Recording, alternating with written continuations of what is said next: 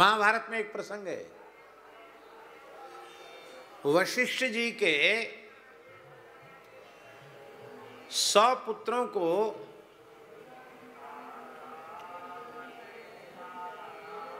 सौदास, जो वशिष्ठ जी के ही हिसाब से राक्षस भाव को प्राप्त हो गया था,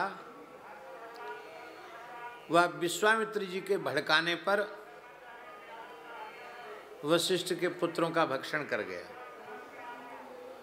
वशिष्ठ जी को बड़ा दुख हुआ, मेरा तो वंश ही नष्ट हो गया, और जब वंश ही नहीं है तो मैं जीवित रहकर क्या करूंगा। तो समुद्र में कूद गए, समुद्र ने उनको डुबाया ही नहीं, अग्नि ने उनको जलाया नहीं, समुद्र ने डुबाया नहीं, बोले हिमालय में जाके बर्फ में गल जाएंगे। तो हिमालय में बर्फ में गलने के लिए वशिष्ठ जी जा रहे थे, आचार्य जी। तो उत्तुंग हिमाच्छादित शिखरों पर चढ़े चले जा रहे थे, उन्हें पीछे से वेदध्वनि सुनाई पड़ी। अत्यंत विशुद्ध मंत्रोच्चारण की मधुर ध्वनि कहीं से आ रही है। उन्होंने ऊपर देखा, दाएं बाएं देखा, पीछे मुड़ के देखा, कोई व्यक्ति नहीं दिखाई पड़ा।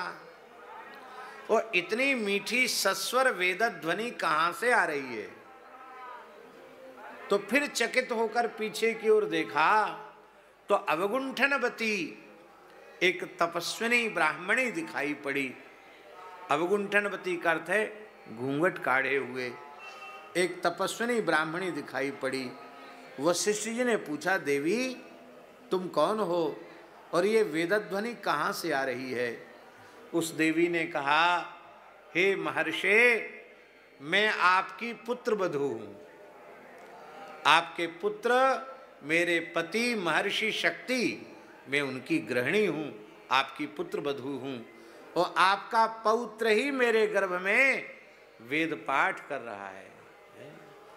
उसी की मधुर ध्वनि आपके कर्ण में सुनाई पड़ रही है। गर्भ में स्थित बालक वेद पाठ कर रहा है। वशिष्ठ जी प्रसन्न हो गए, मरने का विचार छोड़ दिया। बोले चलो बेटी, आश्रम में चलो, अब तुम्हारे पुत्र का जन्म होगा तो जात कर्म आदि संपूर्ण संस्कार यथाशास्त्र विधि से मैं ही संपादित कराऊंगा। और वे ही महर्षि पराशर हुए, जो भगवान कृष्ण द्वैपायन व्यास जी के पिताजी हुए, महर्षि पराशर। तो आप विचार कीजिए, कैसे माता पिता होंगे कि गर्भगत बालक ही वेद का पारायण कर रहा है। तो ये एक विशेष बात है। बोलो भक्तवत्सल भगवान की। श्री सीताराम प्रतिदिन सत्संग एवं दर्शन के लिए श्री महाराज जी के ऑफिशियल चैनल को जरूर सब्सक्राइब करें।